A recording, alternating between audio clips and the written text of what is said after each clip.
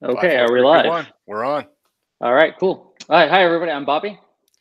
I'm Fibbo Swanee, or Brian. And I'm Paul, the crypto curator. Okay, are we live? We're on. All right, cool. Okay, and we are Support and Resistance. We are here to share information. We believe information should be free, and therefore we're coming together with over 5 decades of experience putting together this channel. And our motto is we're going to remain as objective, data-driven, and honest as we can, and delivering you the most real information. So with that, I'm going to hand it over to Paul to do some bragging on my behalf. On your behalf, I like it. I knew you were going to go there. That's ridiculous. Bragging. All right, so here you go, folks. Let's we're gonna make a big to do. I wish I had like one of those little guns that you can shoot and put all the stuff all over the screen. But here's the deal. Predictions from last week. Bobby wins. That's right, folks. Bobby wins. I'm raising the roof. Yep. Last week, this amazing analyst said the breakout was going to happen as the market was holding above a key 61.8 Fibonacci level, basically, at 39.25 is what it was for several weeks. Now, he noted, quote for quote, market is getting impatient and will likely test 4.4K. BTC decided to break through the key resistance by a lot. I mean, by a lot. And now it's currently trading roughly around $5,000. So it was actually kind of fun because I remember asking him, what day? Yeah. Oh, and he said like maybe Tuesday night, maybe Wednesday. And I said, what hour? Right. I'll tell you what, he almost nailed it down, man.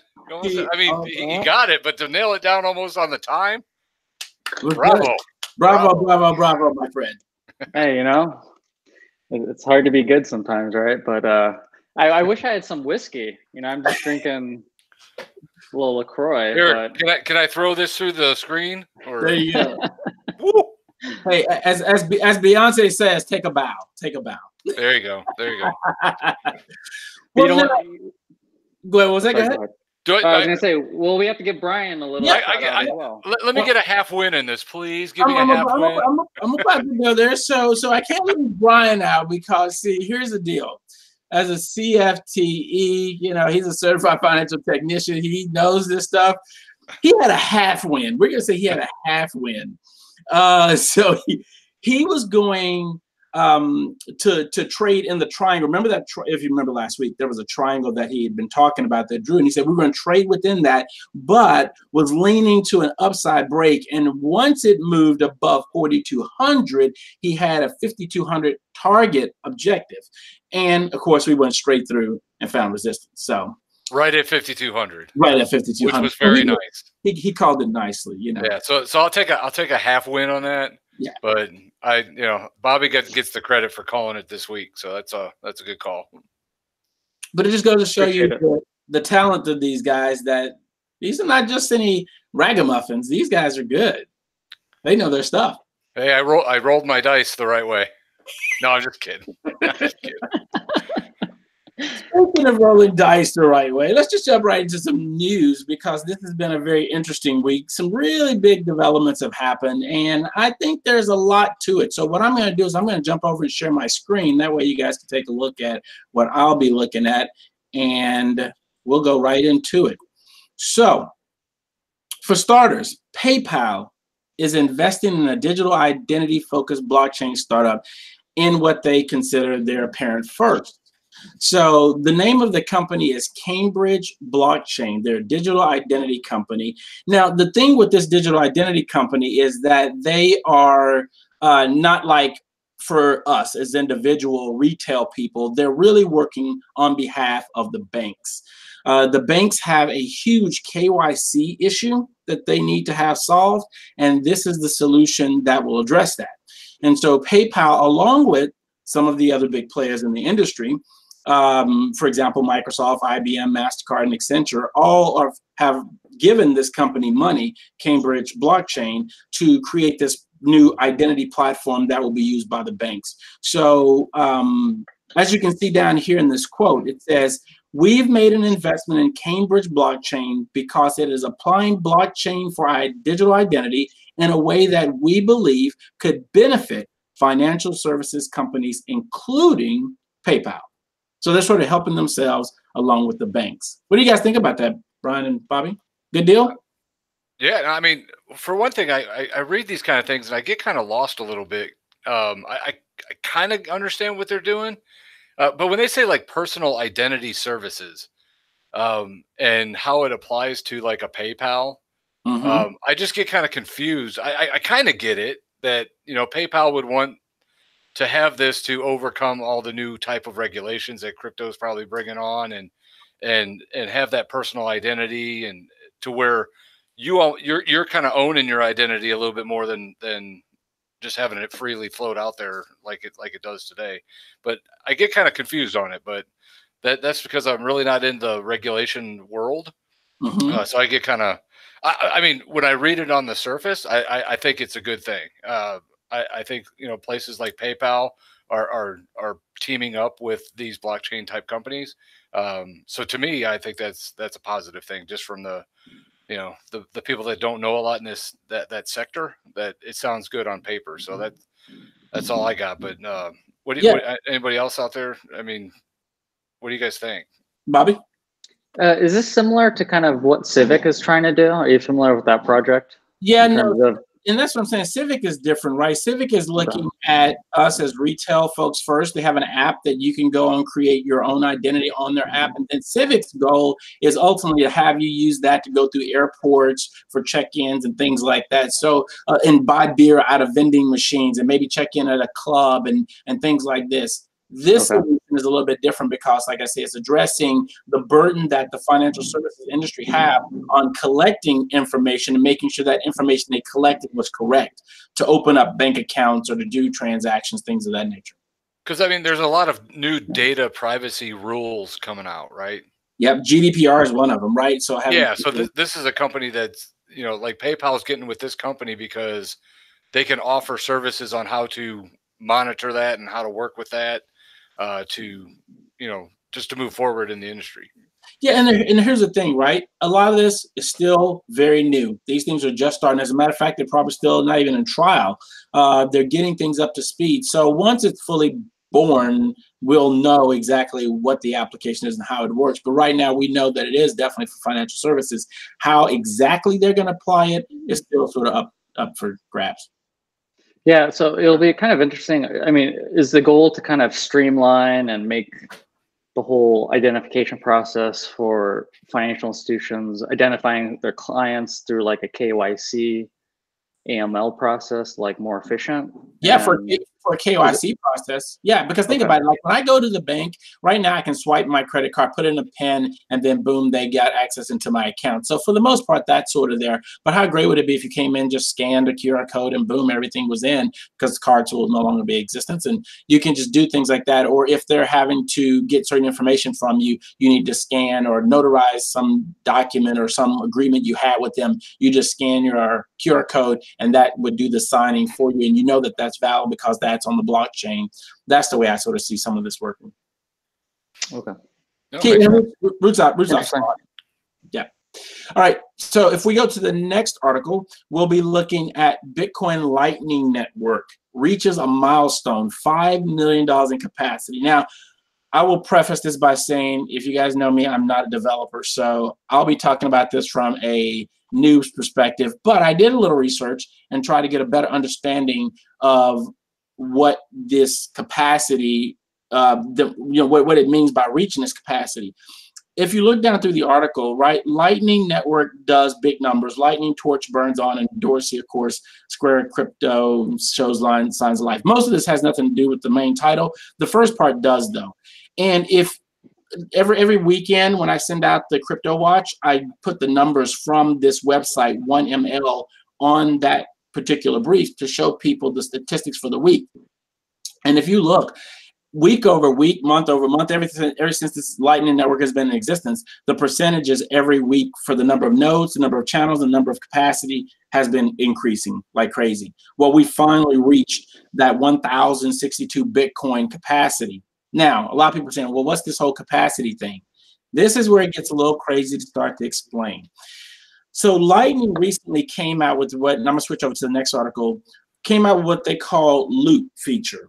And before with Lightning networks, in order for you to even start using Lightning, you have to establish a channel. But if you're going to establish a channel, you have to put money on those channels, which means you have to basically, and I'm going to probably use this language wrong, so don't shoot me, guys, but stake a certain amount on your channel. So when you got crypto or Bitcoin on your channel, then you can begin to do Lightning transactions.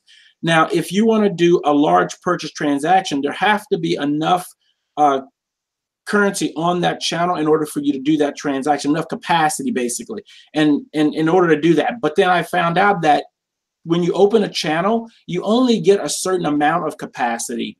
And so if that happens, if you're doing a lot of business on that channel, you could fill up your capacity and therefore you can't accept any more money or you can't send any more money. Well, this loop feature allows you to pull money off of your channel without closing it. And that's a piece that I didn't mention. In order for you to get your money from a channel, you have to close the channel and then it makes a settlement process and it settles it up. Well, with this loop feature, you never have to close the channel. You can move money off of it and then still accept more. Now, if that's confusing to you, welcome to the party. I'm still somewhat confused, but Here, let me say something, Paul. I'm going to use an analogy, and you tell me if I'm on the right track here. Okay. I come from the energy world, so I'm going to look at it like, because it said in that article that the payments move like tubes of money, right? Yes, like tubes. Like so I'm looking at it like a natural gas pipeline. Okay. Mm-hmm. So just say that the natural gas pipeline is full of natural gas to capacity, the whole full thing. Yep. And then break it down into a whole bunch of different miniature tubes that you would own as the distribution of that gas, right? Mm-hmm. But if you wanted to free that up, and what you could do is take that gas from the tube that you own mm-hmm. and put it into storage mm-hmm. and allow someone else to use that pipeline for the gas. Bingo. You look at you. You're a master. Exactly. No, when I read that, I'm thinking that was my way of trying to bring it into like a pea brain of trying to figure this out. Because it gets really confusing when you start reading this stuff. So I try to bring it into a little bit more real world analogies in my head. So I was thinking if it worked like a natural gas pipeline and you own a piece of that pipeline capacity, but you want someone else to use it to free it up, put that into storage and then it frees it up. So I don't know if that's right. Nope. But that's the way I kind of read it. I'm gonna have to tweet that out and see what Elizabeth Stark thinks of that, because she'll probably be like, bingo, you're right on the money. So because that's the way I read it. Yeah. So Ivan on Tech tried to explain it, and he did a good job at it, but I was still confused after listening to him. And then I was like, this is not. And then the guys who actually wrote up the paper for the Lightning Loop feature, they confused me because they were talking about a pizza shop, and then they were talking about taking money off and putting it in other wallets, and I was like, okay, I'm confused. So, but apparently that's a big deal, right? The fact that we've got. I mean, the whole thing. So, I mean, to have that second layer of this type of deal, and it's working on the capacity. Yep. I mean, I think it's a good news type of article going forward for sure. Absolutely. And the other thing is, for those that want to even listen a little bit deeper, Christian Decker was on the What Bitcoin Did podcast. Peter McCormick interviewed him, and he was given an introduction to the Lightning Network. But again, I will warn you, if you don't have a good tech mind, you're going to be lost in the dark. I mean, they try, but it's a difficult thing to comprehend. So I would love if anybody listens to all this, please message me, call me. I'm ready to talk. Maybe you can educate me on it. or even bring them on the show and tell them. That would be awesome. Yeah. If you can break down Lightning to layman's terms, please let us know. Come on our show. Good luck.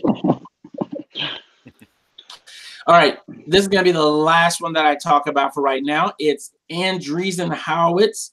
They now have up to. Hey, Paul, real quick. Yeah. Before you get into this one.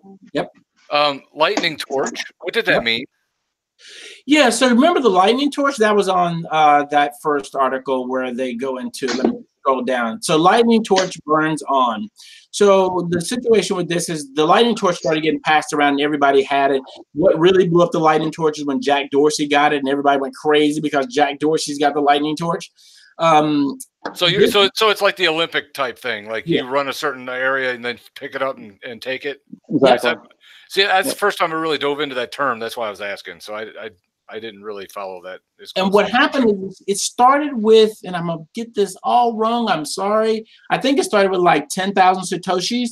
And when you get the torch, you have to add 10,000 Satoshis. And then that keeps going. And so it keeps going. Everybody gets it. But I think each time you get it, you have to add even more. So it's not, I'm sorry, it was, yeah, it increases each time you get the torch. So by the time, I mean, some of this, whoever gets the torch now, you got to have a lot of money to pass the torch around. They're doing it as an experiment to see if it'll break. Where does it break? Gotcha. Okay, so, that makes sense. That makes sense.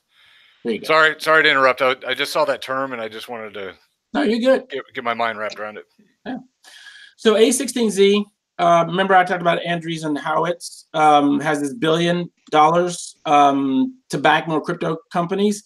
Well, that's what Andreessen Horowitz is doing. The thing that you need to know about Andreessen Horowitz is that they have done as much as they can do as a VC firm. There are regulations that pretty much ties their hand, and now they're saying they have to become a registered investor advisor. Investment advisor. There you go, registered investment advisory, in order to go further with what they want to do. So they're going to be no longer be considered a VC firm, but they're doing all the paperwork so they can be an RIA, which is so they're almost like a VC for the new crypto world, but they're using the RIA to be able to invest in crypto companies that they normally couldn't do under a VC. Yeah, exactly. Okay, cool. Yeah, as a matter of fact, in this article, I think it tells us down in this article somewhere about that. Maybe it doesn't. Maybe it's the other one. But yeah, basically that's what they're doing. But here's the thing that I tell people. If Andreessen Horowitz is going to put up $1 billion to back companies, can you imagine the impact that that's going to have once that $1 billion is going to work? It's going to be massive. Yep, that and a whole bunch of other VCs that might be doing the same thing down the line. Yep, and glad you said that. Great segue to the next one, which is A16Z. Polychain invests $25 million in crypto payment startup Celo.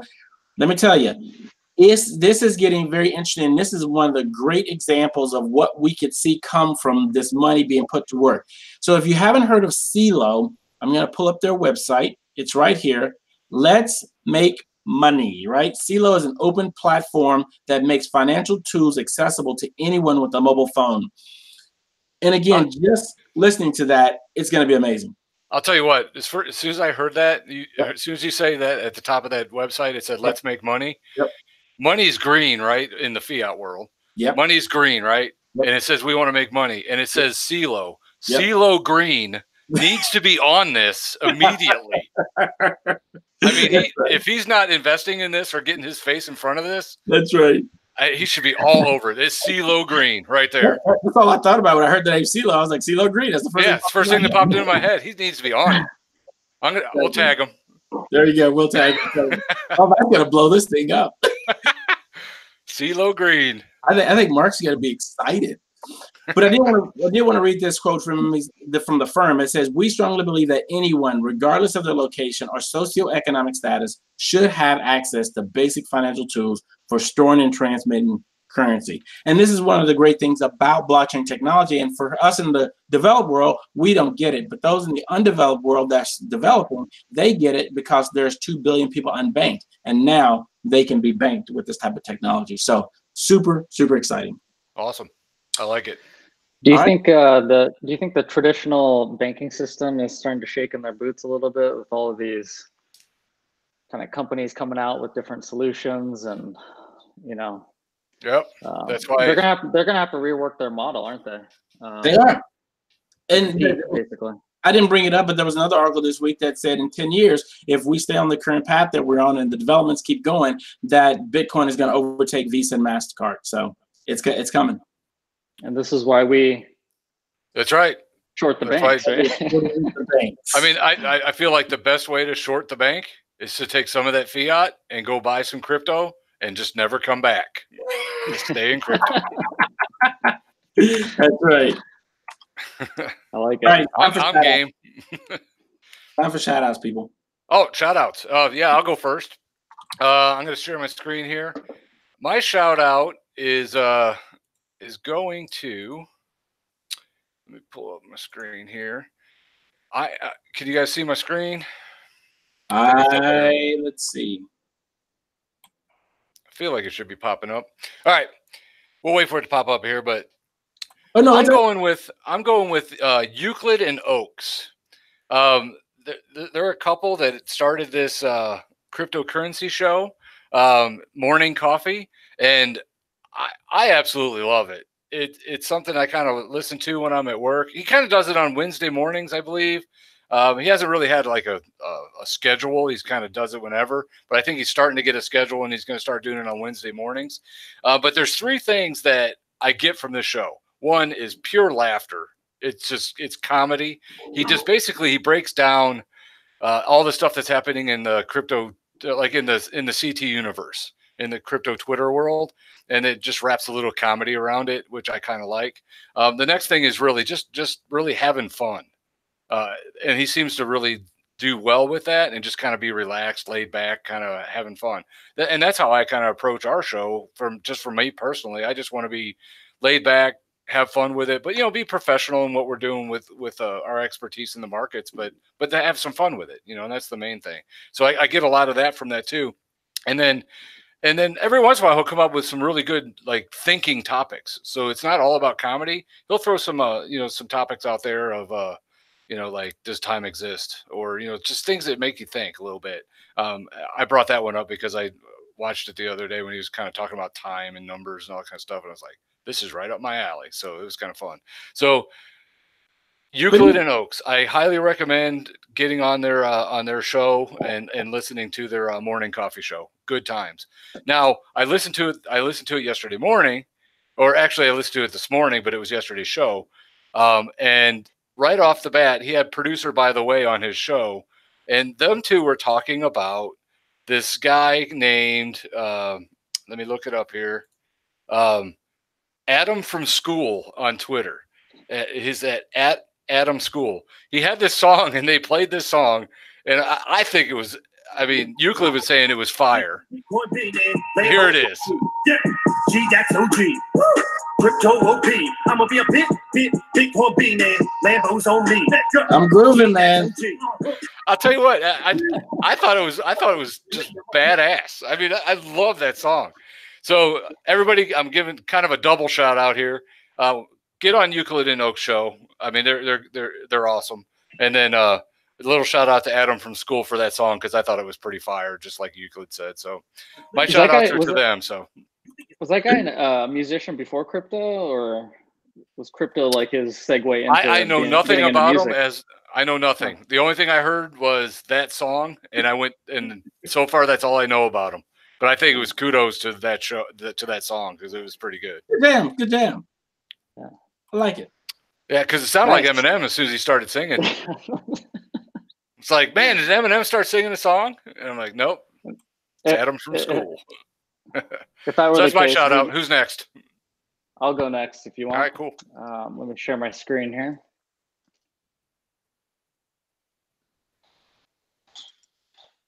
All right. Can you guys see my screen? Yeah, it should be popping up. Okay. Almost. There you go. Got it? I believe so. Almost. Maybe not. I don't think it likes you. Not yet.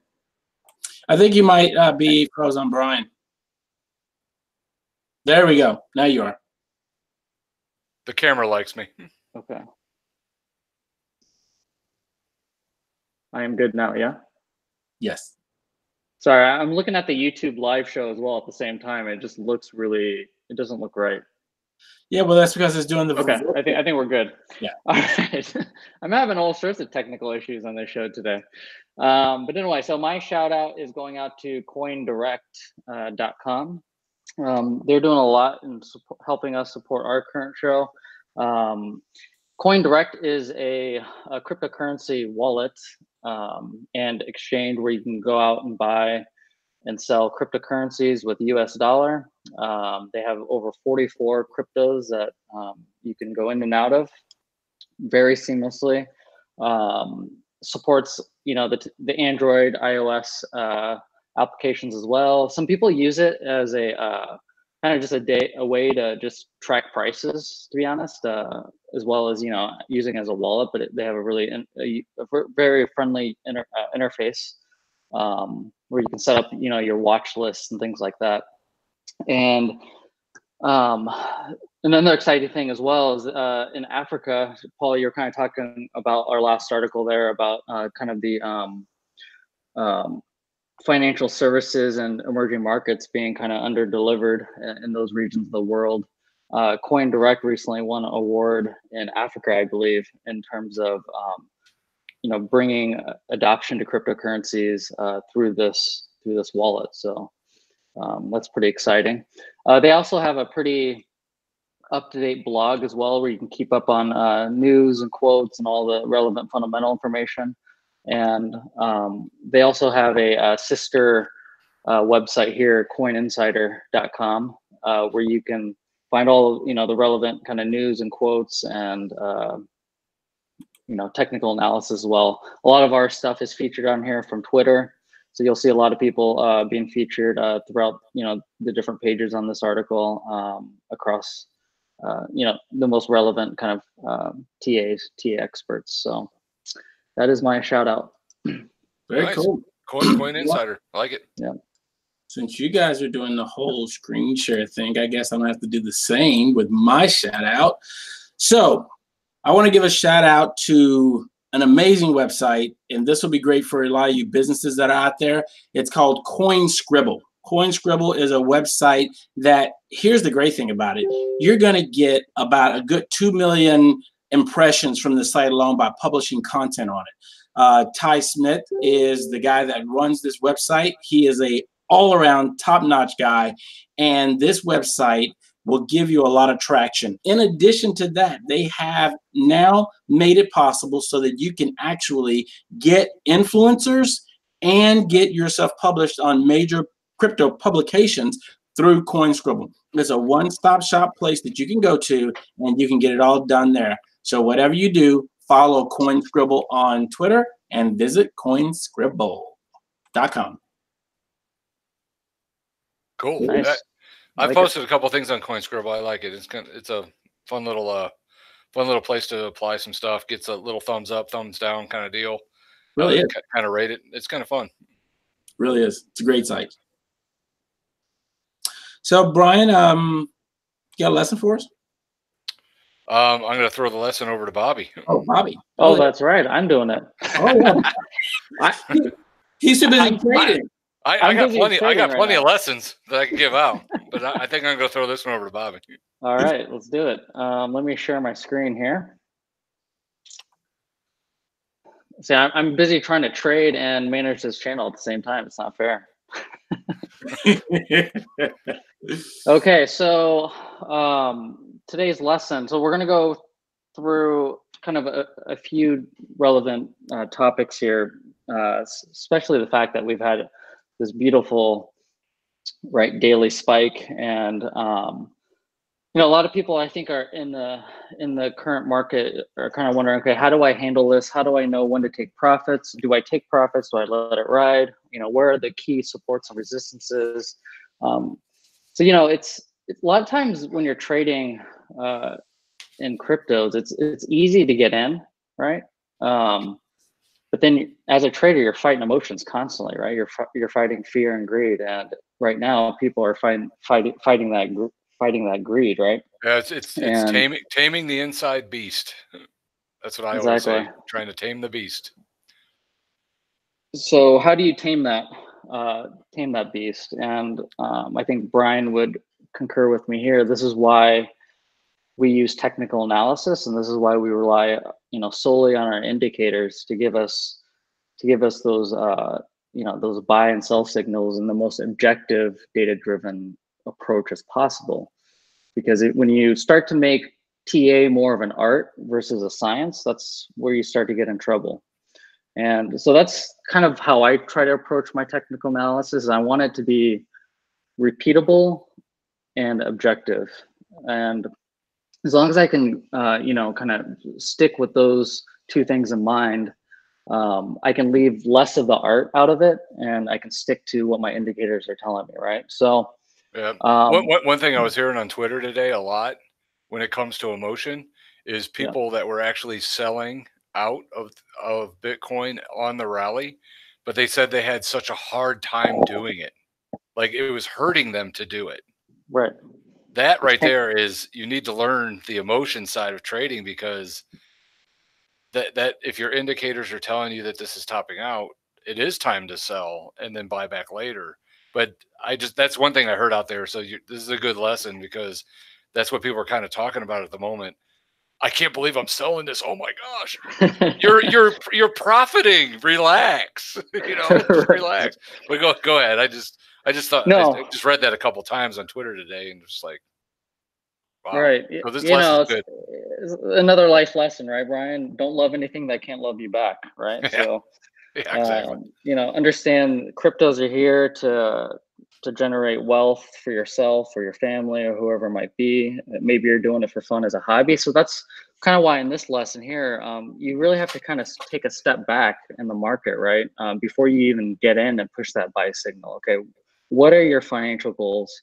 Are you a trader? Are you looking for long-term holdings?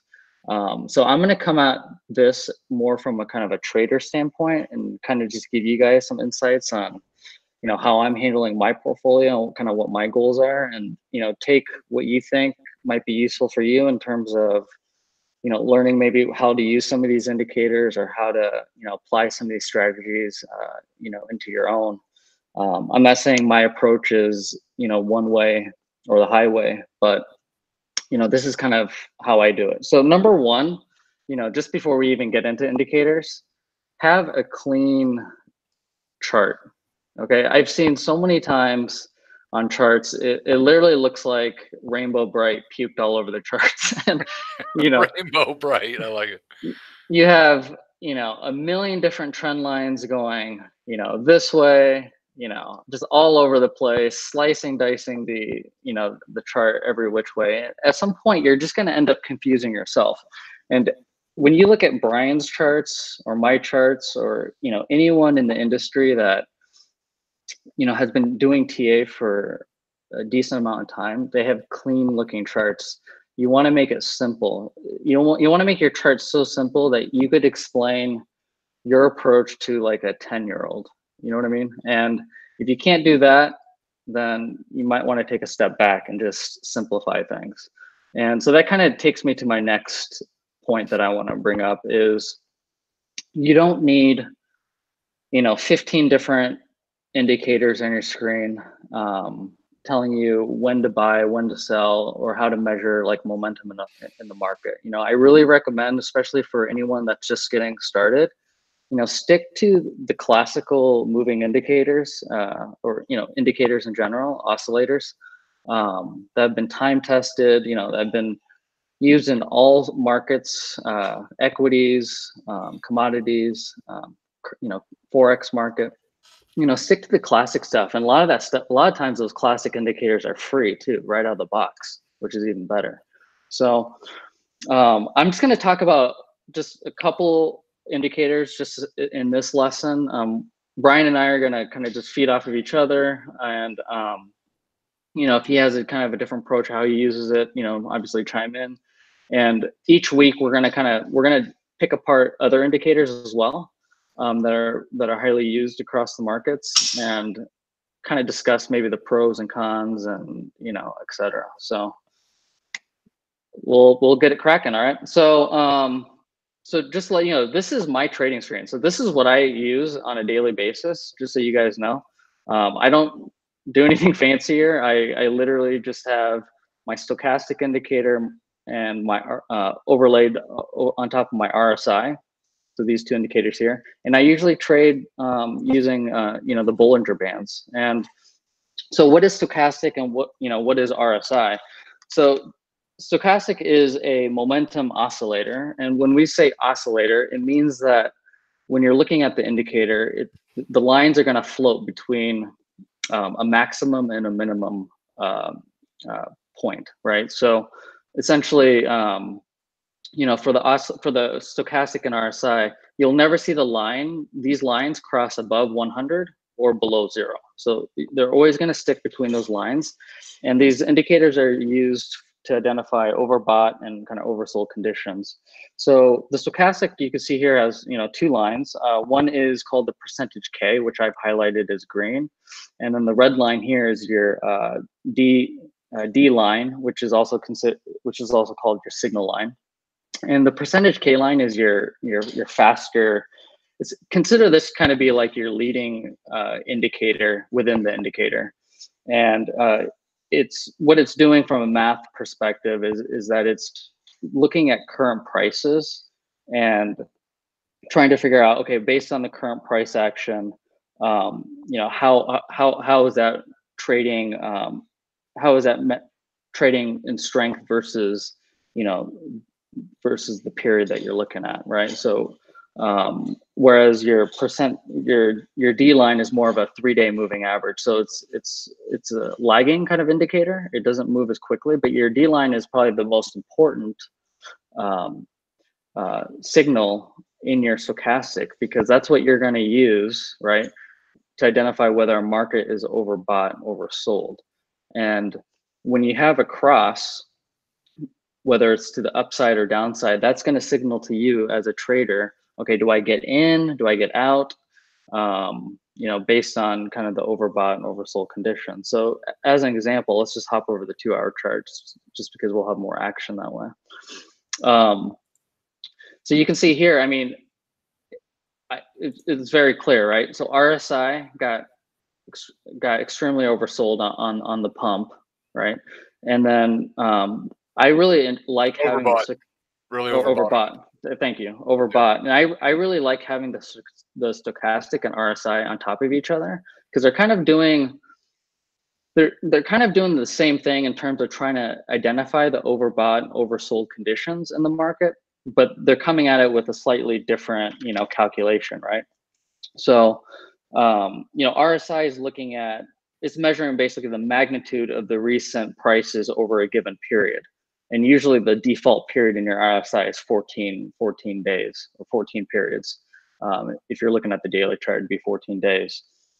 And I like to have these overlaid on my chart because for me, trading cryptos, and you know, I've said this a million times, it's a very volatile asset class, and there's very little fundamentals.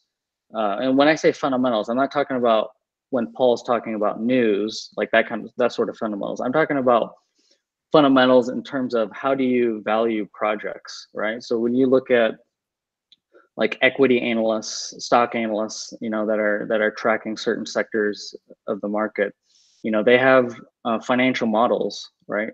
Financial modeling techniques to be able to value companies and to be able to value whether based on revenues and income and expenses, and really getting into the financial statements, is the current stock price, you know,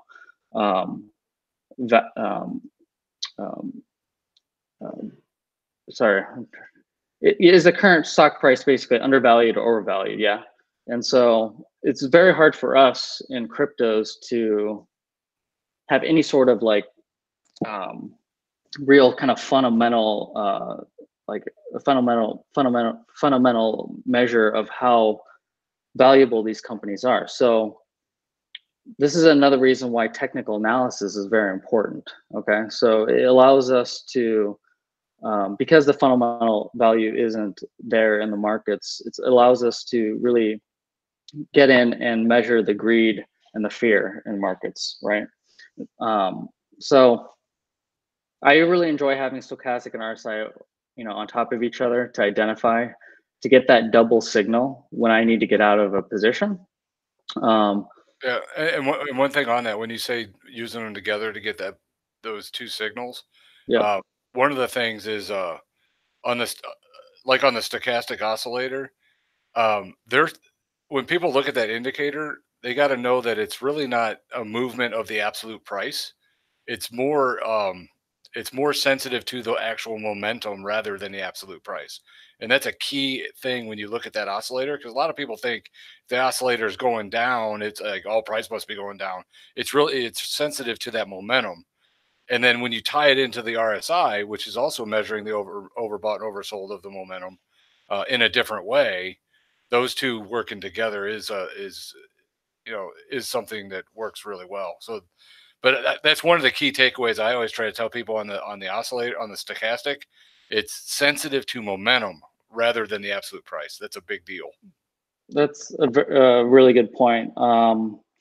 And just so people kind of understand, when Brian talks about momentum, so I've used this analogy before.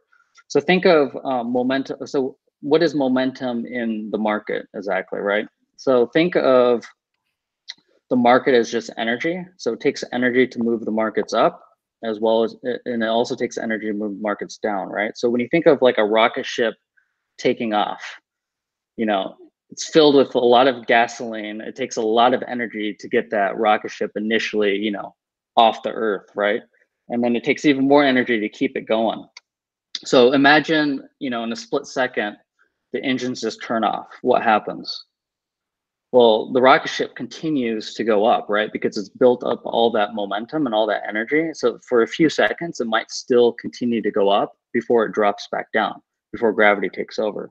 And that's kind of the overbought situations. Exactly. So that's what we're trying to do as technical analysts, right? When we're trying to measure momentum in a market, is we want to find that divergence between, momentum slowing down. So as you can see here, so this is going to be a pretty good example here. So if we go over to like the, let me actually just go to the 2 hour here. So that rocket ship example I was giving you. So, as a technical analyst, you want to try to identify changes in momentum in a market to signal a possible trend change, right? So I'm going to walk you through just kind of a quick trade that I did. So, if you guys have been following along, obviously Brian and I we've been getting in. We got into Bitcoin back in December, and we've been buying the dips. So we've been holding for quite a long time. Now, I decided to sell a portion of my bags, and the reason I did that is because I noticed on the RSI and as well as the stochastic, I noticed this divergence happening between prices going up. So you can see prices are going up on the chart, but you can see on the RSI, for example, the peaks are going down. So that's signaling to me that eventually there's going to be, there's not enough momentum in the markets right now. There's not enough energy to sustain this run. And so I was able to get out of the market on this candle and this candle here. I had the double sell signals, so I had the confirmations on my stochastic and RSI to get out of the market. And and the reason I did that, so Brian and I could have two different approaches, right? So I'm more of a, I have more of a short-term kind of approach to trading. So what I'm trying to do as a trader, I'm trying to manage the risk in such a way that I can drive down my average costs as much as I can for the bags that I hold. That way, that allows me the freedom that if I go to bed at night and the market decides to tank, 30% or 40%, I'm not out of the money. I'm still, holding in profit zone. And so that is my goal. My personal goal in this market is to accumulate coins and then sell coins at profits, but not sell my entire bag. Because at the end of the day, I want to continue to hold Bitcoin and Litecoin and Stellar and other various cryptocurrencies. But I want to have my average costs as far down as I can, to the point where I don't really care what happens in the markets, right? And so that is why I took partial profits kind of up here, because I got the double signals on my stochastic and my RSI, letting me know that momentum wasn't there to support the market anymore. And as well as the Bollinger Bands here. Just very quick for you guys on Bollinger Bands. So this is a statistical indicator. And basically what this does is it tells you, if you think about statistics, your statistics 101 classes, right? You remember the normal bell curve. So plus or minus 2 standard deviations from the mean. Um, so what this indicator is saying is that plus or minus 2 standard deviations from the mean, all of the candles should fit within the Bollinger Bands between the upper and lower bounds. And so that's 95% of the price action should be within the bands, right? Yeah, and then you got your little 5% little leg, your little skews. Exactly. So when you get outliers like this, so you have a candle that's way out of the bands here, it comes back in. This signals, things are getting kind of overbought, right? And look at that on your stochastic and your RSI, they both confirm overbought conditions. But there was still enough momentum in the market, right, to support these prices. And then you have the bands or the prices getting on the bands again here, and so you can use basically these three indicators on top of each other to kind of signal when to get in, when to get out, when the markets are overbought and oversold. And in this middle line here, this is your center line. So this essentially tells you as a trader, okay, are prices bullish or bearish currently? Whatever time frame you're looking at. Right now, we're looking at the 2-hour chart. So you can see here that Bitcoin fell through the center line, which in this case would be the 40-hour, and now it's testing this lower bound again. And to me, so I got back in the market actually, back in this zone, because I did send out a tweet and I did say that, based on oversold conditions and where I'm looking at as far as key Fibonacci levels, these are the zones I'm looking at for possible buy entries. And I said specifically, look for 46.22 to 47.61 as possible buy entries based on this 2-hour chart here. And if you look at that, Bitcoin did drop and it almost hit right on 47.61. So I actually bought back in a little bit here in the market. I didn't buy my 30% bag that I sold off, but I did get back in a little bit because I do believe, also based on the 4-hour chart, that Bitcoin does have a chance to hold this center line here. So I want to see Bitcoin hold this center line, and I'll continue to allocate to my portfolio as Bitcoin shows more strength, essentially. So yep. And then flipping over to a little bit kind of the way I look at things, I'm a little bit more of a trend follower. I'm not trading as much as Bobby is, but that's what he's doing, every day, because he's in front of it. So that's what I would be doing if I was doing that. But I'm looking at it from a trend following. So I'm kind of looking at it from, when Bobby says the analogy of the rocket ship going up and having that momentum, I look at it, I try to measure the psychology in the market is what I'm really trying to do. And when that rocket ship gets up to a point where it's starting to stall out, you got to look at yourself like, okay, most people that are trading like Bobby are going to be selling out of their positions here, which should start to stall out the market a little bit and come back down. So the psychology here is, if you're long the market and you're selling here, and that's why everybody on Twitter is like, oh my gosh, I can't sell here. It's so hard. It's so hard. It's that trend that we're in right now, is that bullish trend. And you want that emotion behind it is like, okay, I want to ride this trend as far as possible.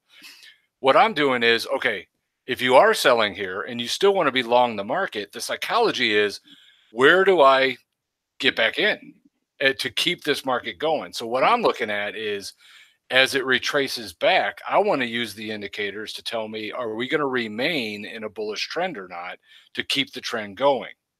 And then that helps me know if those support levels are going to hold. And I tell the people that follow me, just continue to ride the trend. And that's what we've been doing since December.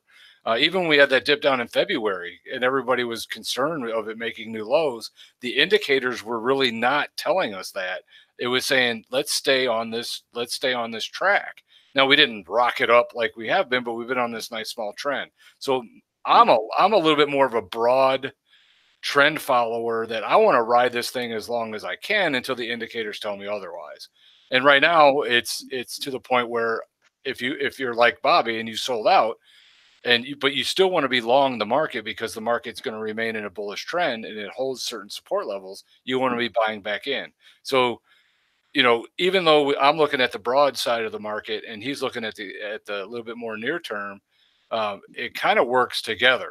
So if I'm looking at the broad market and I'm showing signs of it staying at support, and he's looking at things and it's saying support, both of those are going to validate each other and kind of be a good outcome, hopefully. But so I'm looking at it a little bit differently, but then it's not a right or wrong. It's just different approaches to the market.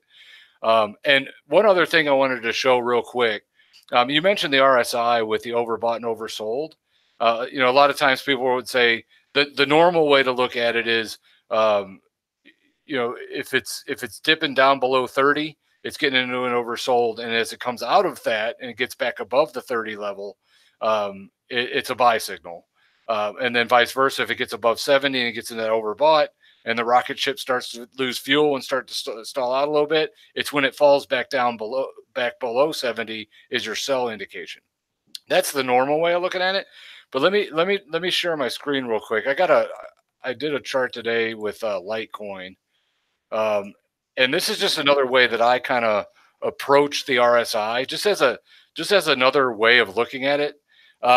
This is Litecoin, and really I just put this black trend line on the market here, just to show the trend. So the trend's been down, and then we had this little breakout at this point. Down underneath here is the RSI, the black line that's plotted below the prices here.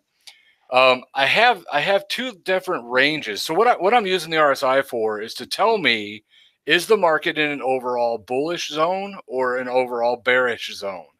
And as you can see, I have it highlighted in red down here, that we're in the trends on the downside and we're bearish, and the RSI is fluctuating within it's roughly 25 to 65. It's different in different markets. But what you want to do is you want to kind of analyze where those levels are. It's almost like support and resistance of the indicator itself.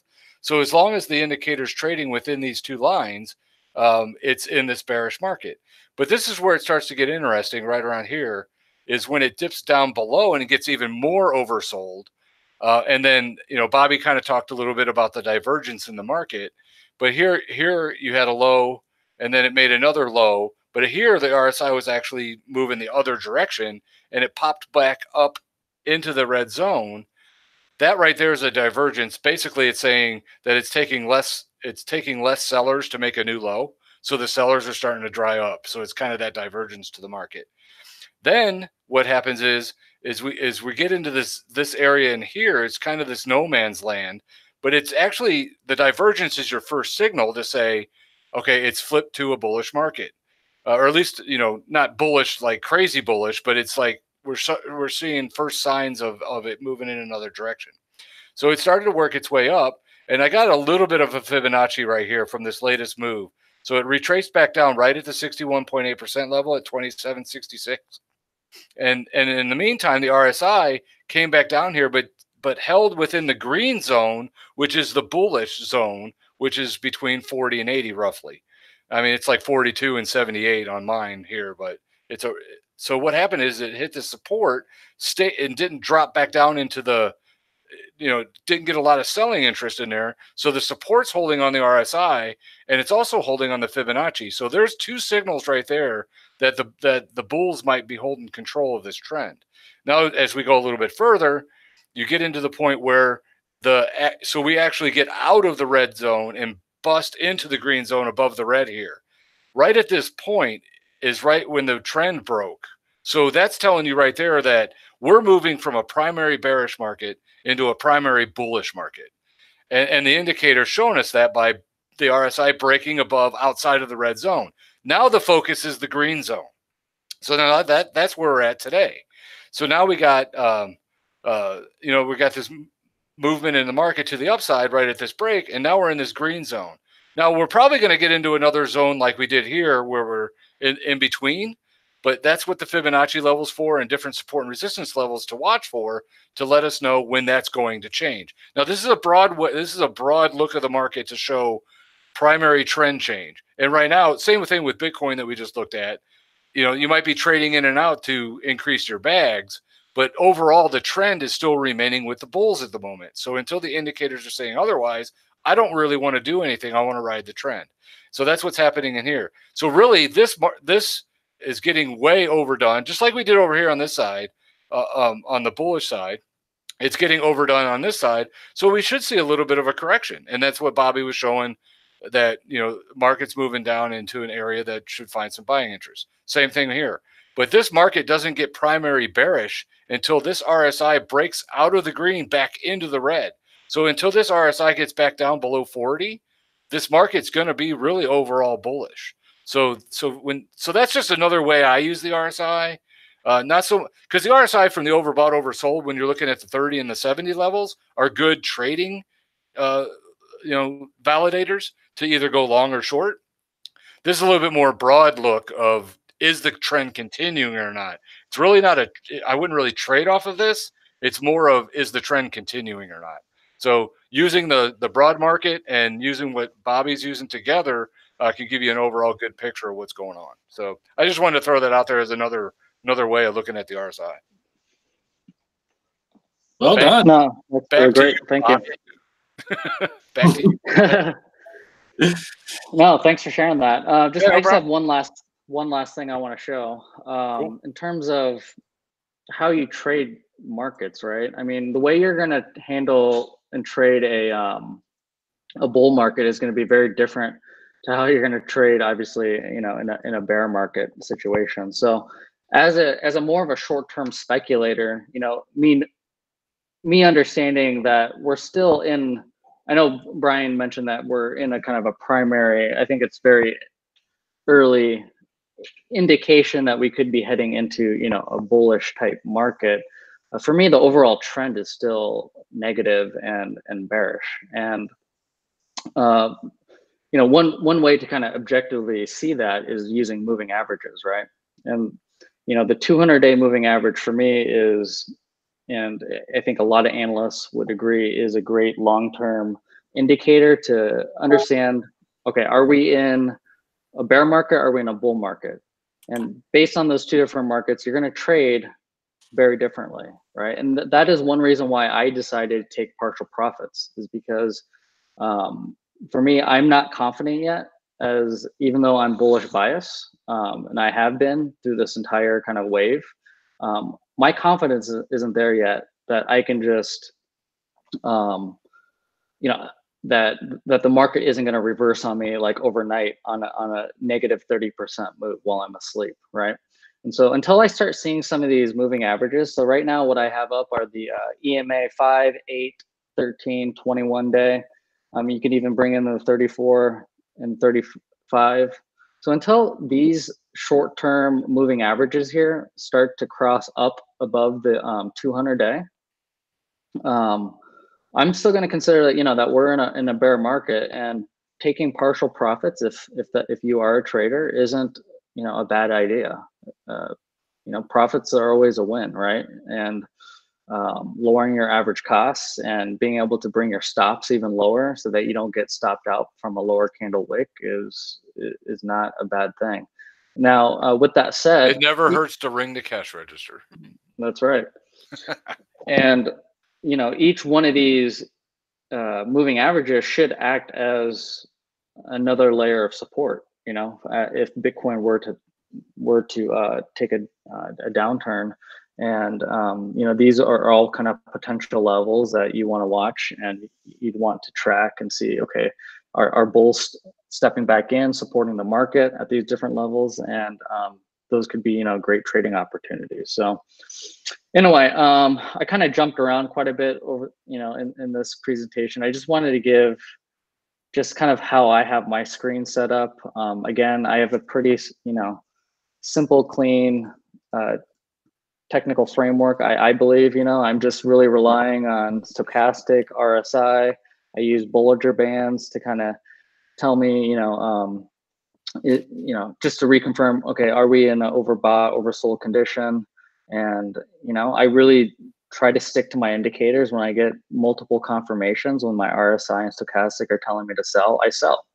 And I try to, because I believe statistically in the long run, if I just listen to my indicators, even if I sell a little bit earlier than most people would, in the long run, I'm still going to be in the market, you know, and I'm still going to be trading this market because I'm making money at the end of the day. And yeah, and we covered a lot of indicators too. So if people have questions or anything, hit Bobby or me up on Twitter and ask questions, because there's a lot here. So, you know, any questions that you guys have that you're not, you know, chatting out or anything, just hit us up and we'll be more than happy to help. As I'm speaking for Bobby, we'll be happy to help. No, for sure. Yep. Okay, that's all I really wanted to show. All right. Do you want to hit some curated TA, and then I can jump into a BTC chart afterwards? Absolutely, absolutely. I'm going to flip this a little bit. I'm going to go ahead and pull up my screen so that I can sort of walk through these the few articles that we do have to sort of chat about. Let me get the screen up here. So what I'm pulling up right now, and I just want to get you guys' feedback on it, is a few articles. The first article was actually from News BTC, Cole Peterson. He was talking about Bitcoin's likely to continue surging to 5,500, but significant pullback is imminent. So I wanted to get you guys' take. What do you think the market is doing right now? You think is this just a little bit and then we're gonna surge back up to 55 and then pull back, or you think we're on a pullback? I'm in that camp. And when I show you my BTC, my Bitcoin chart, I'll show you why I think that. Okay. Okay. The next article was about Brexit and April Fool's joke. And again, this is past, but I wanted to get you guys' input on it anyway, because I think there's been mixed signals from the industry overall as to what really happened. Why did we make this big pop in the first place? Was it because of Brexit? Was it because of the April Fool's joke? Was it because of algorithmic trading? Was it because of whatever? It was because Bobby called it. Way to go, Bobby. All right. People were watching the show and say, hey. Could you call it to 10,000 or 60? I mean, I'm really happy. Go ahead and make the call, brother. I don't want to make it look too obvious. So, yeah. All right. I just want to say the first thing. The April Fool's joke thing is the most asinine thing I've ever heard of in my entire life, that a market would go up because of that. Right. I just straight up saying it right now. The most asinine thing I've ever heard of. And when CNBC was talking about it, I almost wanted to vomit right in my office at work when I saw it happening. I'm like, you got to be kidding me. Markets, that's not how markets work. It's not going to just go off because I mean, are you serious? Are people that stupid? Is it the 1800s? I mean, seriously. But April Brian, Fools? this is a manipulated market, right? I mean, April Fools. I mean, come on. As soon as I read that, I was just, I mean, other people might have other opinions, but I think that's the most asinine thing I've ever heard of in my life. And I've been in the markets a long time. That's pretty weird. Yeah, no, it was. Now, I will tell you, did you guys happen to see the video of the guy that actually did call it? And he was talking about something that was going on with BitMEX and the insurance. And literally, I'm telling you, the guy literally called it, and he called it perfectly and said 5,000. So it was actually really interesting. If you haven't seen it, I might, when one of you guys talk, I might try and find it, pull it up, show you guys. I think I know. I think I know what you're talking about. It's impressive, man. Yeah, he was talking that the pump was coming. Yeah, it was. Yeah. I'll probably pull it up. But yeah, so the point is that there were people that are sort of making all these different reasons why, and at the end of the day, do we really know? We probably don't know. The last two articles I wanted to get you guys feedback on, these were ones that came out today. Bitcoin faces price pullback amid extremely overbought conditions. Kargadbo from CoinDesk, he's a pretty good analyst. Some of the things that he was talking about with the market and what could potentially happen. And again, the question still is out there for most people. They want to know at this point, are we pulling back or do we have more to go? And both of these articles, the one from News BTC, the other one from News BTC said the same thing, right? It says the profiteering said active wallets actually shot up before the price surge. So was it active wallets? And yeah, I'll leave it at that. I mean, active wallets. Active wallets. How would that What would that? Well, Does they that were, mean more people prices? were getting wallets, or yeah, they were saying that the wallet activity was ramping up before the price even surged. And so the question is could some of that activity pushed us up as well? No, I think this market reacts completely on technicals right now. That's more of like a fundamental kind of Tom Lee analysis on the market. You know, that this move from 4,000 to 5,000 was based on pure technicals, in my opinion. I mean, there's yeah, nothing else. yeah. People hate me. People hate me at work because I have this little list that I've made. It's like I think there's like 25 things on the list of all the different things that can move a market. And if someone comes to me and says, "Hey, Brian, what do you think moved the market?" I'll just go down the list. I'll say, I think it's number 8, and I'll just say that's what it is, because it's really hard to know or even to find out what really ever really moves markets. Because I'm a technical guy. Yes, I like the news and I like to know what's going on in the space to help to know the advancements of things and what's going on. But when it comes to a news item, if the buyers are liking that news item, it's going to be in the indicators. It's going to let me know. I don't know why. I have no idea why. I don't really care. But if it's going into the indicators, that's what I'm looking at.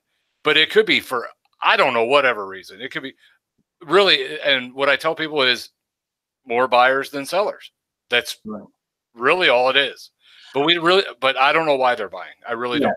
So I did find it. I just want to show you guys real fast. It's only about 3 minutes. I won't show the whole 3 minutes, but I'm going to pull this up and I'm going to see when it comes up on the screen. But this guy, his name is Crypto Bitlord. He's the one who actually was, and it looks like he was either in the airport or something like that. But I'm going to play it right now. We're going to get it started. We are talking about a Bitcoin Black Swan event. Now, it has been some time since we've had something like this. These events, they come out of nowhere. They're crazy. They're absolutely mental. And I think, one second, I'm just sorting this out.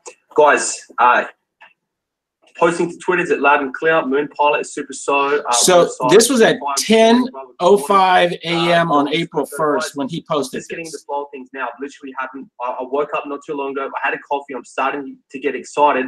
And as I said, I'm going to talk about Bitcoin Black Swan event. Anyway, he talks about this Black Swan event. As you said, it says, let's discuss a Bitcoin Black Swan event, and it's about to happen according to the BitMEX Insurance Fund. He then shows you this chart, and he says, and bigly, this is evidence for a Bitcoin Black Swan event. And then he shows this chart, and then right down, that's somebody else that was responding to him. But in the video, he actually said $5,000 is what he said. And basically, that's exactly what happened. So I don't know how the guy called it, but he did. Some people get lucky. No, the 5,000 target, I know where he got that from, because if you know anything about technical analysis and you just use the basic measurement tool of a trend line break, that's how I got my 5,200. When it broke the 4,200 above that line, if there was going to be any momentum behind it or any buying interest behind it, it should have went to 52.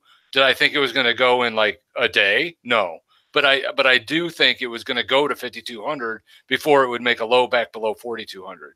So the call of going to 5,000, I can see if you look at the patterns in the market, you can make that call. Now, knowing exactly when that's going to happen, that's a little weird to me. But hey, if he knew something that we didn't, maybe some inside information, who knows? That some big guy was going to be going in doing something. Who knows? That could be what it was. I don't know.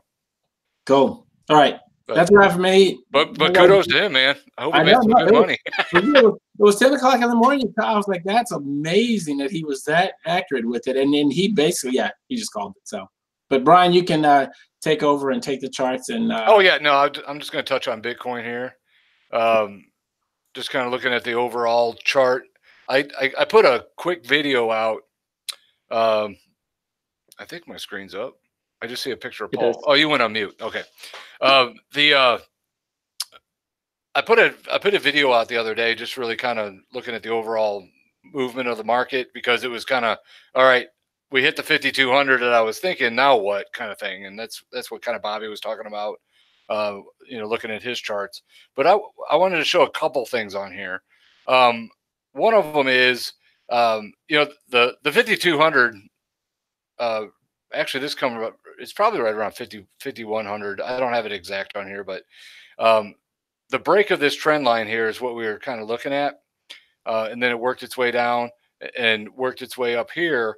And then we had this big explosion to the upside. And this is where I'm kind of focusing at the moment. One thing is now that we've had this break to the upside, this trend line, this red trend line off into the future is going to become very significant.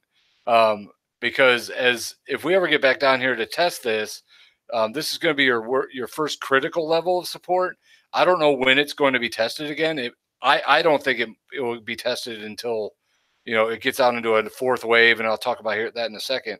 But if it breaks here, this is the really critical one here. This is more key support, but this blue trend line here off of these two lows, the one in December and one in February, if you draw that out into the future, that's going to be your critical. If that breaks, we're going to, I don't know where we're going if that breaks. I mean, back down to the previous low or even further. But I don't think that's going to happen based on what I'm seeing so far in the market when I'm measuring that broad trend of the market. So here we go. I look at Fibonacci moving averages. So my 200 day is a 233 day. It's going to be relatively the same or pretty close, but I always use the Fibonacci number because that's just what I like and I've always dealt with. But right now, that 233 moving exponential moving average on the daily is right where we found that support. We broke above it, came back right down, and it found some buying interest right at that point. And it's also the 38.2% Fibonacci level, which is right at $4,780, and that's right where we kind of bounced off. And the moving average is right at $4,826. So within $20 difference, you're finding a lot of buying support in the market, or at least we did today, and it kind of popped up on this red candle. So it's still negative for the day, but it did kind of bounce off that support. One thing I like to see is if this level is going to hold, it's a shallow Fibonacci level. To me, that means it's just going to continue back to the upside and make actually new highs above the previous high if the support at a shallow Fibonacci level holds. And so far, that's what's happening. But if it does break down and it gets back down to the 61.8% level, which is at $4,428, to me, that's going to be your major support. Now, can it break back down into here and find that support? It sure can. And I'll be looking at the indicators to see if that happens or not. But right now, I like this 233 moving average to hold some support. Now, the reason I think that might hold at this point in time is I'm just looking at the pattern of the market. And I got a couple Fibonacci things on here. The ones with the circles is your primary trend. So you got one move up, a 2 here, and I'm thinking a 3 might happen when we get up to 6,500, because that's where I think this is going to ultimately go before it breaks back down below that 4,200 that we just broke the other day. So right now, I think we're in a third wave, which is measured out with this between 2 and 3 here is another 5 waves to make that third wave. So it's just 1 degree less in the waves. So we had a wave 1 here. We had this triangle here to where we broke out of that previous high of the 4,200 and got the run, which started the third wave to the upside. So you got the 1 and the 2. We're working a 3, which I think is going to hit probably around this 5,700 area. And then it's going to work down to give us a 4. Now, this is where it gets kind of sticky on where this could actually be.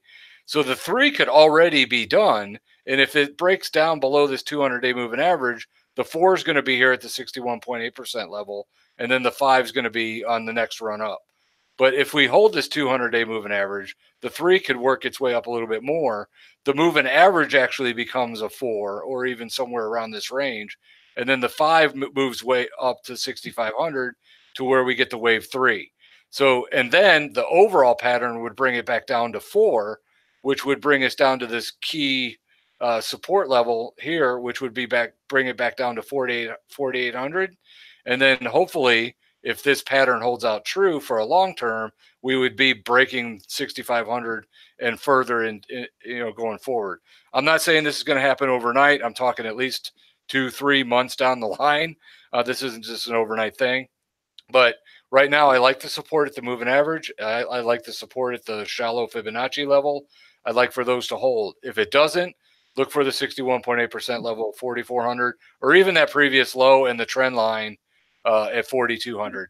I think those all will hold, but I really like to see this 47.80 hold for sure in this shallow Fibonacci level. So that's the broad market. And as long as we're above this red trend line, we ride this trend to the upside. But I like what Bobby's doing. Take profit. I mean, this was a nice move. If we see a correction, this might be the first spot to buy a little bit. If it breaks down, buy a little bit more at the 61.8% level. It kind of matches up on those two green levels that Bobby had on his chart as the levels of buying interest to come into the market. So the broad market's working really well with the different time frames that Bobby was looking at. So I like the move to the upside here for a little bit longer, but we'll see what happens. So that's kind of what I'm looking at on the overall market. So that's great. Bobby, Paul, you got anything on that? Questions, comments, anything good, bad? Do you want to just give people just a little bit of insight on when you draw your Fibonacci retracement? So you have your like that 5,350 is that your starting point. Can you tell people just kind of how you identify where to start and where to end? Essentially. Well, yeah, like the way I draw the wave patterns or the Fibonacci patterns is based on Elliott wave. So this wave one right here worked its way down to where it, like if we drew another Fibonacci line in here real quick, if you started down at this level, it worked its way up here to 1. The Fibonacci level right here kind of holds to say this is moving, to the upside. But what happened is we got in this area consolidation, which gave us a wave 2. So the start of that next wave, which now that we had a break to the upside, the start of the wave for me starts at 2 here. So that's the low that I start the Fibonacci from, because I want to measure the actual wave that we're in. So I start it from here, and currently that's the high. So the 61.8% level is right at this point. I got the blue area in here just to give a range of where I think price could be trading in the future. But right now the 61.8% its levels here. If this thing goes up to 5,700, this Fibonacci line here is going to move up to 5,700 right here if it actually goes to that point, and then the 61.8% level just moves up. But right now that's where it's at the moment. But I started it from the start of a wave. So unless you know where you're drawing your waves at, that's how I draw mine. Other things like that I just drew, like this was a low off the trend line, and then you had this high and this retracement. That could be just a basic way to look at it, because you had a low here and a high here. So you just take significant lows and take significant highs, and if you start to get a little bit of retracement against it, you can just kind of see where that major support should be. And in this case, the 61.8% level at 3,600 was the level to watch right there. But as you can see, it coincides with my wave pattern, because if this is 2, this is the start of the wave, and then it worked its way back.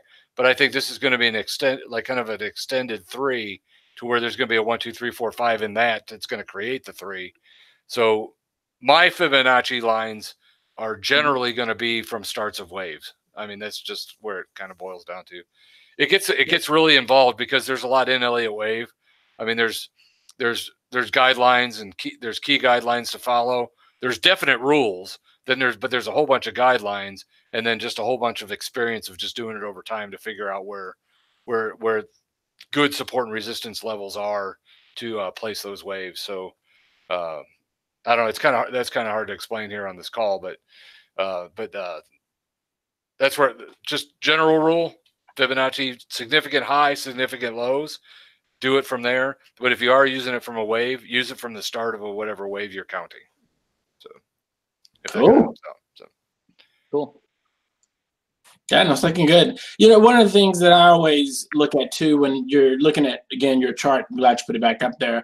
Again, just how psychology ties in with the whole science behind the way these patterns develop, and that it's not necessarily based on, I mean, it's just charting. Again, I think you said this before, Brian, but just sentiment of people and the way that they are thinking. And I mean, it seems to work out perfect. Yeah. And is the chart still up? Can you see the chart? Yes. Okay. I like to look at it from a psychology kind of standpoint. Look at this dotted trend line right here. You know, we're working in this bearish market. It works its way up. It breaks to the upside right here, right? So a lot of people, you know, kind of buy the market here. So that the psychology there is there's more buyers coming in the market to break out of this trend line. It comes up, and it comes back down to this level right here. That's what I like to measure is like, you got two things, actually you got more than two things going on, but two of the main things that are going on is you probably have people taking profit here off of the break. And then as it works its way down, you got two things. The people that bought the first time and took profit are going to be buying again. Mm-hmm. And then the people that didn't buy the first time that said, shit, I didn't get in the first time. I better get in now before this thing takes off again. So you get this kind of double buying interest coming into the market. And if that's going to happen, the support should hold. And then that's right at that 61.8% level that the buyers are going to be looking at, that if I didn't get in the first time, that's where I'm going to buy. And that's where I'm going to get back in if I took profit from the top. So, you know, because Bobby would probably be selling it somewhere toward the top, but he might want to be buying it back in because the market's telling you that this thing's staying bullish, not bearish. So you got kind of that's that psychology that I try to follow. And then it worked its way up and then did the same thing here, broke above this trend line here, this little black one, and then it worked its way up. This one just had so much momentum, it blew right through that first level. But it's the same kind of thing.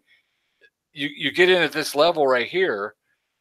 If this starts to come down, you're going to get a lot of buying interest down in here from the people that didn't get in the first time. And then the people that took profit, if it falls all the way back, they're going to get back in. If that happens, that support should hold. That's the psychology that I'm trying to follow. And then the indicators will help me to determine if that psychology is going to change. And right now it hasn't for months. And we're going to kind of continue that until it tells me otherwise. So I try to put myself in the people's shoes of what is actually going on. People are buying and selling, but if I didn't buy the first time, where do I get in? You know, that kind of thing. And that's why I try to follow it that way. Cool. So, that's great. Just kind of a weird way of looking at the market, but that's how I kind of approach things. Hey man, it works. It works at the end of the day, as long as it works, right? Yeah. Yep. As long as I'm running to the bank. That's right. My own bank. Because we short the banks. That's right. Speaking of which, again, it's not a shout out, but we really do appreciate Short the Bank. He's done a lot for us. Definitely have pushed the information out on our channel. And again, that's why we wear our shirts. Yeah, and I'll tell you what, these shirts are nice. They're quality, amazing. I love them. I love this quality shirt. So if Short the Banks is listening and watching, love the shirt, man. It's a high quality. That's right. So anybody that wants them, get out there and buy some. That's right. All right, you guys ready for some predictions? Let's do it. Who's going to be bold? Who's going to go first? I'll go first. I think Lady Gaga and what's his face are going to get together. No, I'm just kidding. Oh, we're talking markets. I'm sorry. That's right. Who was I thinking? Who's the guy that was in that movie with her? I have no idea. You got me. Oh, shoot. I can't remember his name. But, okay. Never mind. I'm going off on a tangent. You want to go, Bobby? You give your prediction since I'm thinking Lady Gaga in my head. Sure. Let me just share my screen real quick. Ooh, it's going to screen share. Wow. You know, we got to get precise here. So I got to flip it over to me. Oh, Lyndon just put it on our chat. Bradley Cooper. Ah, there you go. Okay. I think Lady Gaga and Bradley Cooper are getting together. That's my prediction. In 2019. Having babies. No, I'm just kidding. All right, Go ahead, Bobby. Yeah. So as Brian was kind of saying, you know, traders taking profit in this region here. So this is normal, just kind of profit taking pattern. I do still believe, you know, we are in a, you know, bear market situation. So you have to be careful where your entry prices are in. If you are buying in, you know, what levels should you look for? You know, I typically think that right now we're forming this kind of bear flag right now in Bitcoin. And until Bitcoin gets out of this, I'm calling this the new dumb zone. So this was the old dumb zone here. Remember this, guys, where it's trading between 3,000, I think it was 3,400 to 3,900 for a long time. So I'm calling this region kind of the dumb zone in Bitcoin. I think we're going to be trading, you know, primarily between this 4,900 to 5,000 range for really the next week. I don't see a breakout happening. So that's going to be my tight prediction. I think we're just going to be trading sideways for the next week. Wow. Well, that's not as fun as last time. but I totally get what you're saying. So I'm with you. The only thing I got different is I feel like that movement.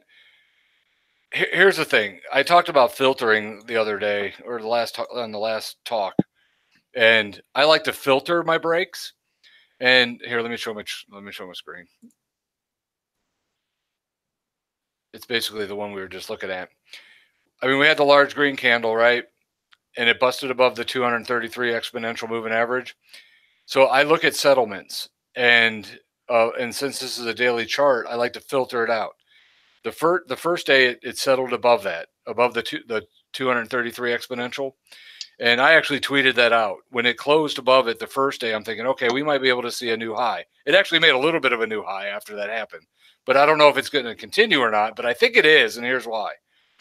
The next day, it actually settled above it again and held support. We're on the third day, and we're 4 minutes from close, and we're still above it. So if we close for the third day above this line, I feel that line brings a little bit more support to it. Or in other words, it should bring more buyers to bring a little bit more of a floor at that level. Now, I know it could break very easily, but that's just filtering it to tell me that that moving average has been busted for sure by using a filtering, that becomes support now. And that's why I think we're going to move. If it comes back down, we're going to, that 40, it's right about 47.89, or if you want to round up, 4,800. So 4,800 is going to be the support, and then 5,700 will be where we'll see it go over the next week. So wow, look at that. So you're going to be a lot more popular with the people watching. Yeah, but I'm going off the indicators because it's filtered. I know this was a down day. It bounced off of it nicely and closed above it.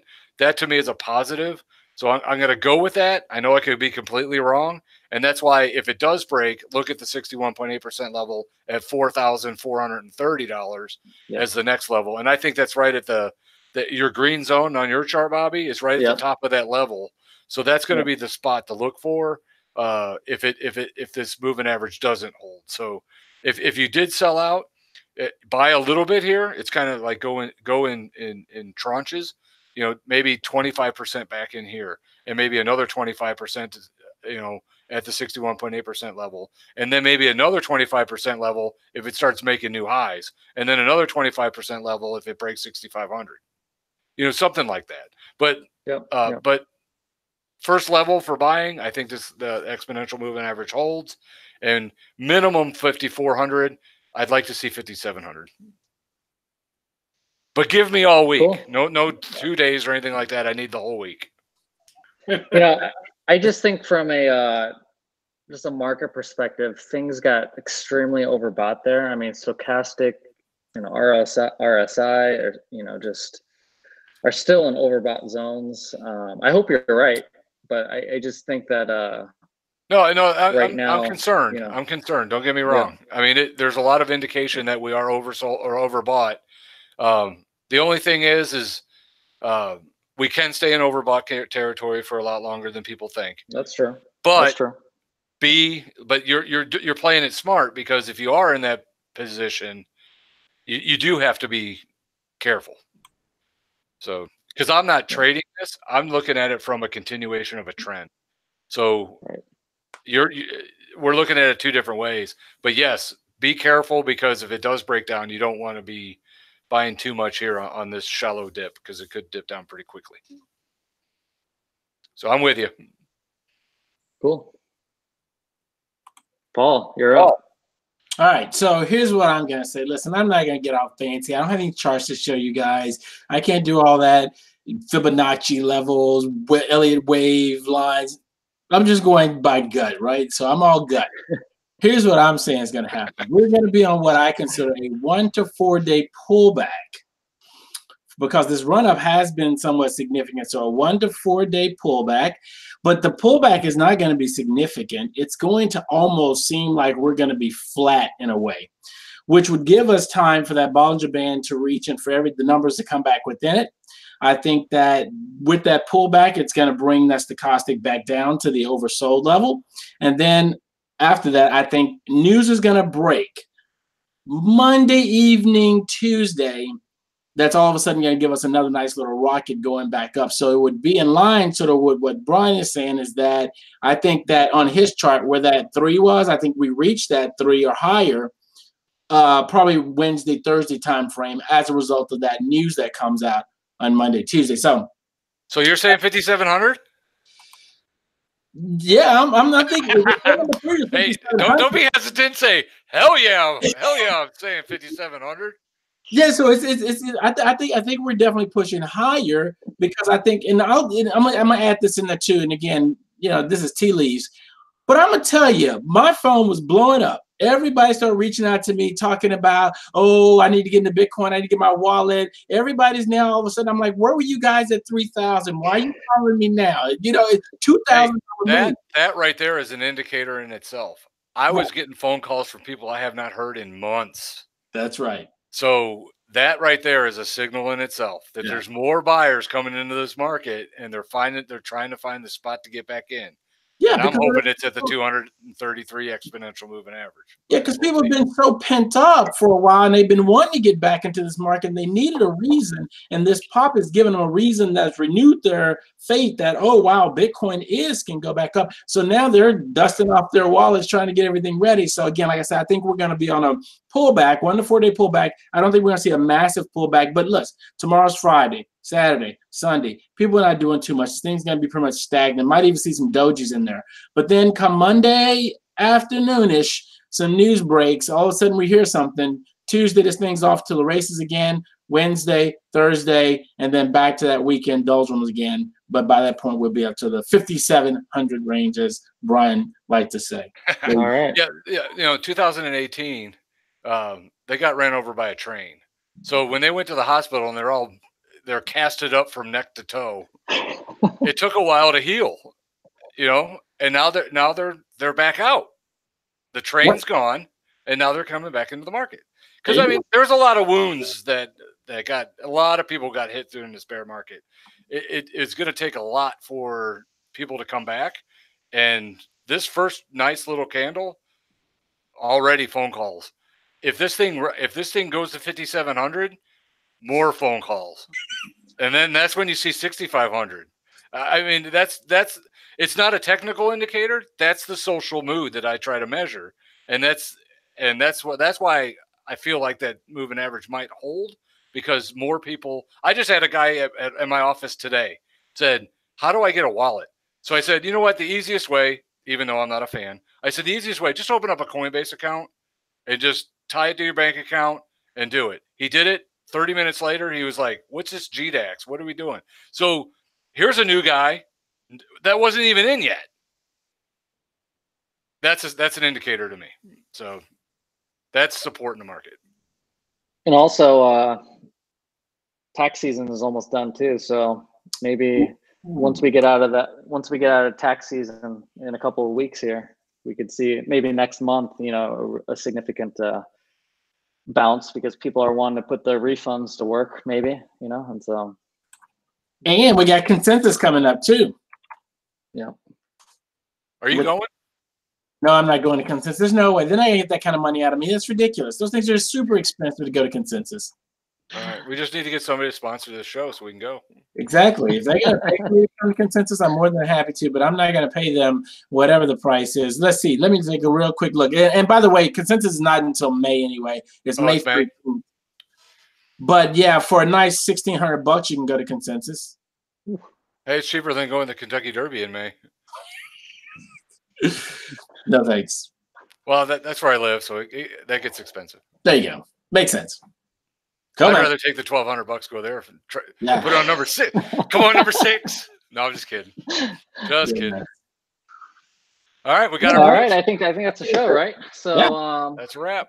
Everyone watching, thank you for tuning in. We covered, the support and resistance zones, both fundamentally and technically in the charts. And we thank you again for watching. Comment below if you have any suggestions on how we should structure the show going forward. If you want us to cover other projects and coins, feel free to hit us up here or as well on our Twitter. We're very active on Twitter. So thanks again for watching. That's it. All right. All right. Peace out. All right.